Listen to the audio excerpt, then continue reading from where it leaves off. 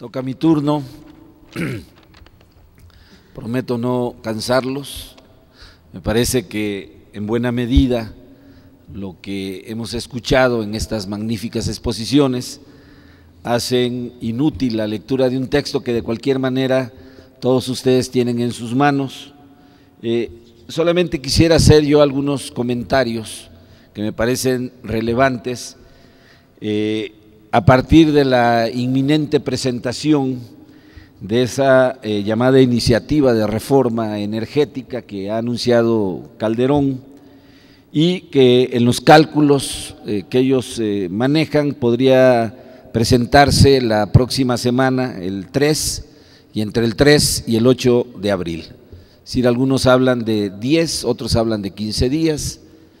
Lo único que están haciendo es buscar situar el momento que ellos consideren políticamente más oportuno, porque creo que la ultraderecha que representa Calderón y los intereses vendepatrias que están ahí asociados con un sector del PRI saben muy bien el conflicto político-social que esto va a generar. Sin embargo, Calderón está claro que también su vida política quedaría disminuida, si no es que acotada, en lo que resta de su sexenio, si no da ese paso que para él implica básicamente el cumplimiento de compromisos con todos los intereses que mediante el fraude lo impusieron de manera ilegítima en la presidencia de la República. En primer lugar, quiero subrayar que aun cuando este concepto de exclusividad nacional no fue explícitamente referido en la discusión del Constituyente de 1917, como hemos escuchado, sin embargo, podemos sacar una clara conclusión de que estaba contenido en estas ideas originales que parten de la propiedad originaria de la nación sobre tierra, aguas y recursos del subsuelo, el dominio directo de estos recursos naturales y su carácter inalienable, imprescriptible, y que es a partir de esta relación que hemos estado escuchando entre desarrollo constitucional, reflejo en leyes secundarias o tensión entre ellas y la norma constitucional, que se va enriqueciendo, se va profundizando las ideas originales del Constituyente de 1917, que tuvieron la visión de largo alcance para situarnos con esas ideas originales en los momentos históricos que estamos viviendo.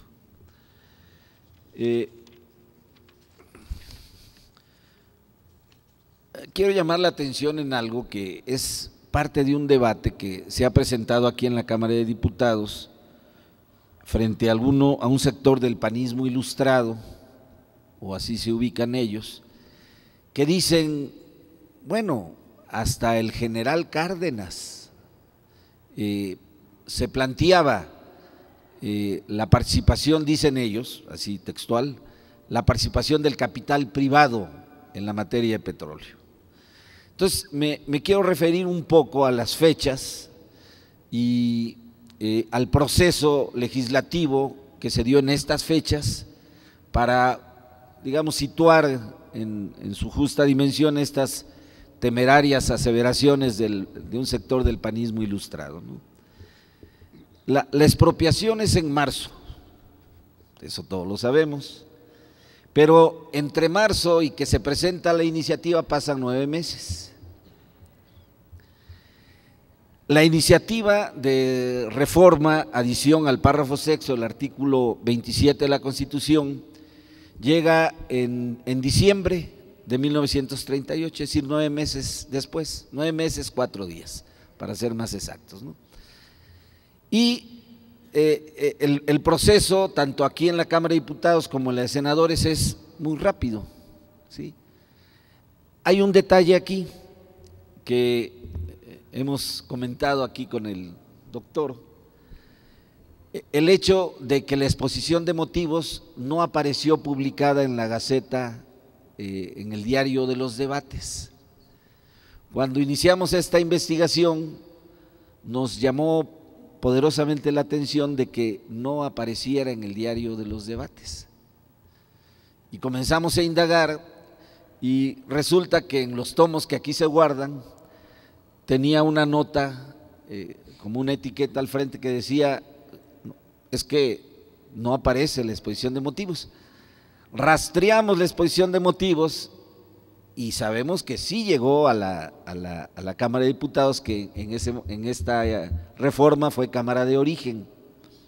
Es decir, sí llegó, pero cuando esto se presenta al Pleno de la Cámara, de la sesión de la Cámara de Diputados, solamente se lee el texto que se va a adicionar al párrafo sexto del artículo 27 y la exposición de motivos se lee de manera indirecta en los considerandos de primer dictamen que hace la Comisión de Puntos Constitucionales y demás,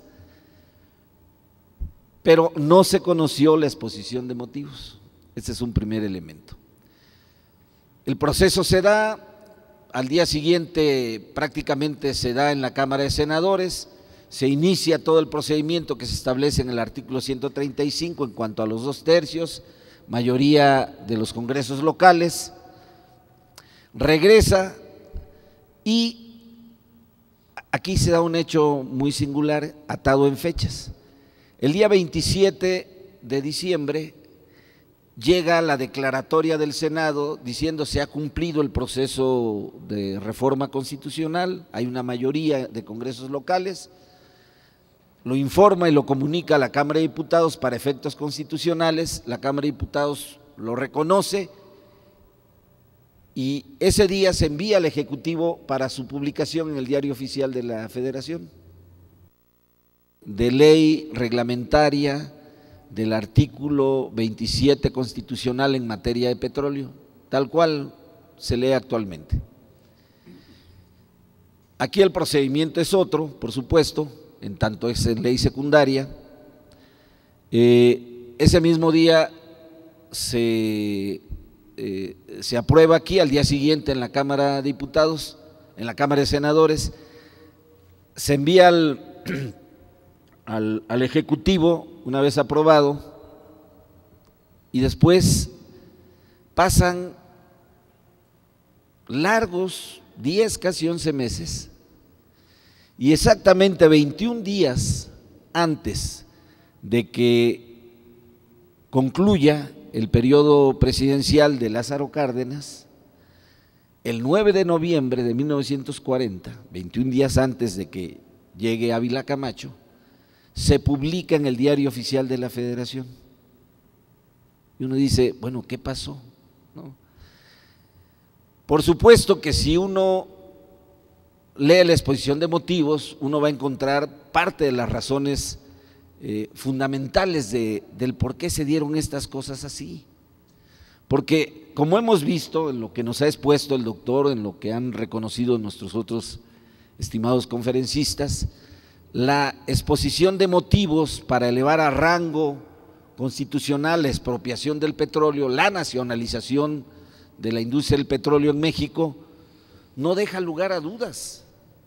No voy a leer los textos, ya los tienen ustedes en sus manos. No hay lugar a dudas que se asienta con meridiana claridad el concepto de exclusividad nacional o de dominio directo exclusivo, completo, absoluto, de la nación en la materia de petróleo. Pero si uno lee la ley reglamentaria del artículo 27 en materia de petróleo, en el que presentó el presidente Lázaro Cárdenas, uno lee algunas cosas que aparentemente o a la letra entran en una contradicción, porque ahí en la exposición de motivos de esta ley secundaria dice el presidente Cárdenas, lo que hemos hecho es terminado con el régimen de concesiones, pero eso no excluye la colaboración de los particulares. y dice claramente en qué puede consistir. Dice, para el caso de la explotación, dice, siempre y cuando sean mexicanos íntegramente o se trate de sociedades compuestas íntegramente por mexicanos. Y más adelante dice, en esto no está contemplado el que los particulares puedan construir refinerías, oleoductos o participar en la distribución de gas. Y de aquí sacan este sector del panismo supuestamente ilustrado la conclusión de que hasta Cárdenas estaba de acuerdo con la participación del capital privado. Pero fíjense lo que son las cosas, por eso me estoy yendo muy rigurosamente a las fechas. Todo eso lo toma y lo reserva el presidente Cárdenas durante largos 10, casi 11 meses, y casi al final de su mandato lo publica para su conocimiento, observancia y aplicación. Es decir, dicho de otra manera, la expropiación era un hecho consumado, pero la nacionalización, elevar a rango constitucional este proceso, lo aguantó. Y en ese ínter aparece una ley secundaria de la que poco se habla porque nunca tuvo efectos, es decir, nunca se aplicó. Ya he dicho que se promulga el 9 de noviembre, llega Ávila Camacho y 3 meses después, diciembre, enero, febrero, por ahí del 15 de febrero, presenta la iniciativa, que es así, todos la conocemos, que deroga la que había promulgado Lázaro Cárdenas. Y uno se va de bruces si entra uno al análisis de los contenidos de la ley reglamentaria del 27 constitucional en materia de petróleo de Ávila Camacho, que derogó esta que ya señalé del presidente Cárdenas. Porque el presidente Cárdenas hablaba de colaboración de particulares y de mexicanos o de sociedades formadas íntegramente por mexicanos, cuando era voz pública ya en ese momento que los únicos que tenían intereses reales en la industria del petróleo pues no eran los mexicanos. Por supuesto, ellos podían haber participado como superficiarios, ¿no? O sea, dueños de determinadas propiedades que se tomaban como reserva para la explotación, sino los grandes monopolios petroleros extranjeros. Entonces dice uno, bueno, está claro que era una manera de decir, no se excluye la participación de particulares, pero siempre y cuando sean mexicanos, cuando los mexicanos no habían participado en el proceso, ¿no? Lo que hace Ávila Camacho es lo que actualmente pretende Calderón, porque desde aquella época se habla de esa alianza mediante asociaciones estratégicas con el capital privado. Él sí utiliza el concepto no de colaboración de particulares, sino de capital privado. Ávila Camacho lo introduce y dice en sociedades que en la que puedan participar socios extranjeros. Por supuesto, de ahí viene esta cuestión de los llamados contratos de riesgo, porque a diferencia de la ley que no se aplicó de Cárdenas, en donde todo era circunstancial y sujeto a cuenta del gobierno federal, en el caso de Ávila Camacho dice no, mediante la sujeción de esos contratos a un proceso sujeto a lo que en aquel entonces tenía algo parecido a lo que hoy conocemos como las leyes de sociedades mercantiles. Entonces, este detalle es importante subrayarlo porque tiene que ver con esto que hemos escuchado de esa tensión y acompañamiento entre norma constitucional, enriquecimiento y en ocasiones confrontación con lo que marcan las leyes secundarias, ¿no? Por supuesto, todo eso, toda esta reforma privatizadora de Ávila Camacho es derogada también bajo este mismo procedimiento en los últimos días del gobierno de Ruiz Cortines. A él le faltaban menos días para concluir su mandato, presenta una iniciativa en ley secundaria que restablece la legalidad constitucional y que es primera vez entonces en ley secundaria que se establece una plena congruencia entre la norma constitucional y lo que establece la ley secundaria. Y lo último, bueno, pues ya lo escuchamos, en 1960, a partir de una reforma constitucional a diversos artículos que básicamente tenían que ver con las aguas, los mares, en fin, otros componentes del territorio nacional, la Comisión de Puntos Constitucionales de esta Cámara de Diputados resuelve que no era suficiente lo que había enviado el presidente López Mateos y enriquece este párrafo sexto en materia de petróleo, agregando este asunto que tiene que ver con los contratos o los que con fechas anteriores se hayan otorgado, ¿no? Es decir, todo esto lo he comentado, uno porque es parte del debate con ese sector del panismo ilustrado que quiere, porque por supuesto no tienen pensamiento propio, son vendepatrias, y entonces quieren asociar lo que pretenden de privatizar el petróleo en nuestro país, lo quieren asociar al pensamiento del general Cárdenas, ¿no? Entonces era para mí importante hacer estos comentarios, ustedes lo van a poder leer con mayor detenimiento y a la letra de lo que en cada una de estas leyes se estableció, hacer estos comentarios y finalmente señalar lo siguiente. Yo esto no lo incorporé en el texto, ¿no? Pero de manera muy formal me dirijo a los millones de hombres y mujeres, mexicanos todos, que sé que están al pendiente de lo que está sucediendo en el Congreso de la Unión. Sé que a veces hacen un esfuerzo como ustedes enorme para no caer en el aburrimiento y en el tedio, por seguir de cerca lo que está pasando en este momento en el Congreso de la Unión. Y quiero referirme y dirigirme a ustedes, compatriotas, hombres y mexicanos, mujeres, todos ustedes dignos, a que resistamos. Como hemos escuchado, la razón y los principios constitucionales están de nuestro lado. Como lo ha dicho el presidente legítimo López Obrador, tienen la fuerza bruta, pero no tienen la razón. La razón está de nuestro lado.